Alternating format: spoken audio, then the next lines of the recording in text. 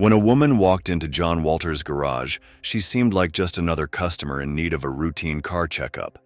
Her kind demeanor and polite smile made John think this would be an easy payday. An easy target, he muttered under his breath as he watched her distract herself with her phone. But little did John know, this scam would be his undoing. John, a local mechanic with a reputation for being friendly, was actually running a clever and profitable scam. For years, he'd been swapping high-end parts from luxury cars for cheap, inferior ones. His victims always left satisfied, only to find their vehicles breaking down weeks later. By then, John would have already sold the stolen parts and erased any evidence. That day, the woman's car, a pristine Cadillac Escalade, caught his eye. The luxury SUV was in perfect condition, a goldmine for his operation. He performed a quick inspection and reassured her it just needed minor maintenance. "Come back at the end of the day," he told her with a smile. Once the coast was clear, John got to work. He popped the hood and grinned. "This is even better than I thought," he muttered as he began swapping out valuable parts for junk from his private stash.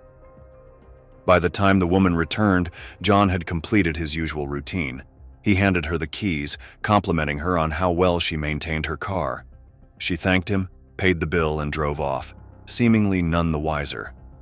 John closed the garage door, laughing to himself. "She'll never know," he said, heading to his private car park, a fenced area hidden behind the shop where he kept his Frankenstein cars, vehicles upgraded with stolen parts.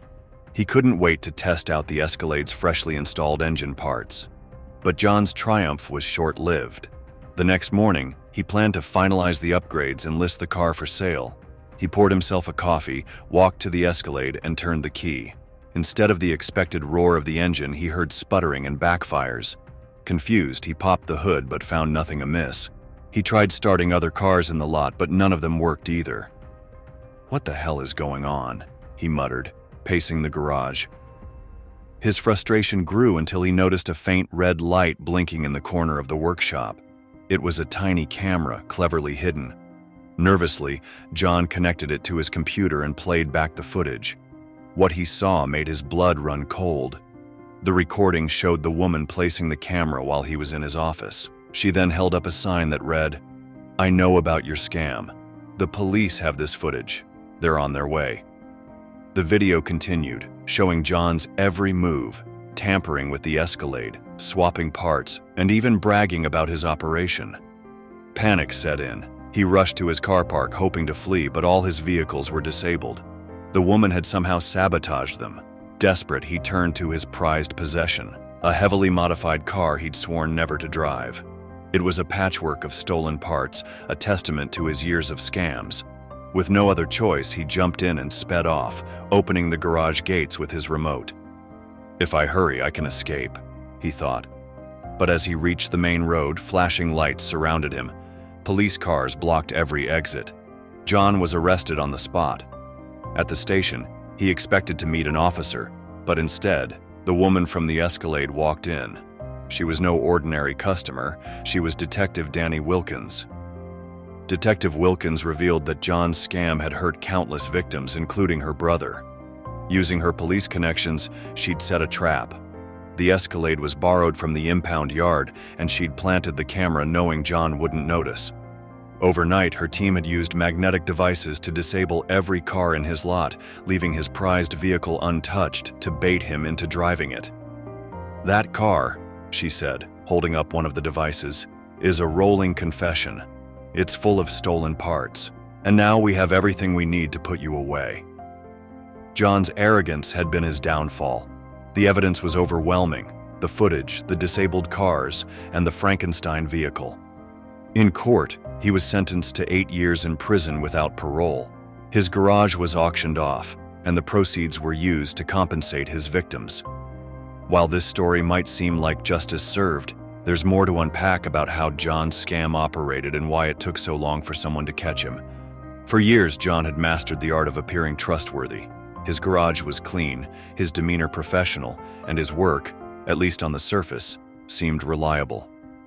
He preyed on customers who lacked mechanical knowledge, convincing them that their cars needed repairs they didn't. And for those who owned luxury vehicles, he saw an opportunity to make even more money. John's private car park was the heart of his operation.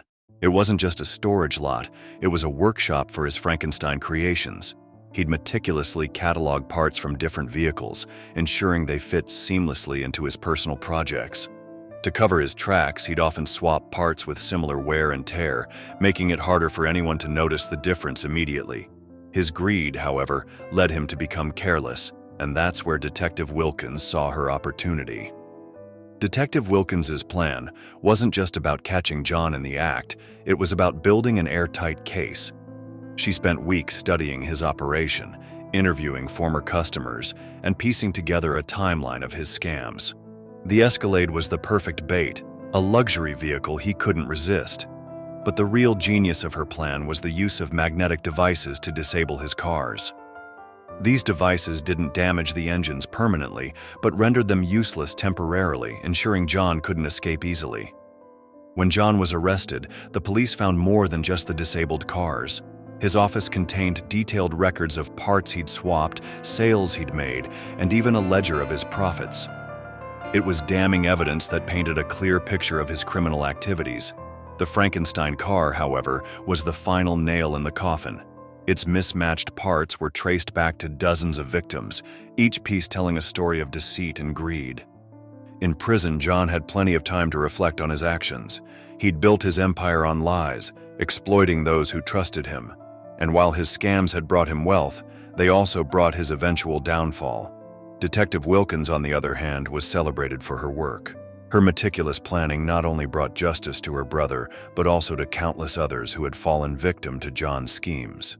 So, the next time you visit a mechanic, remember this story. Not everyone is as they seem.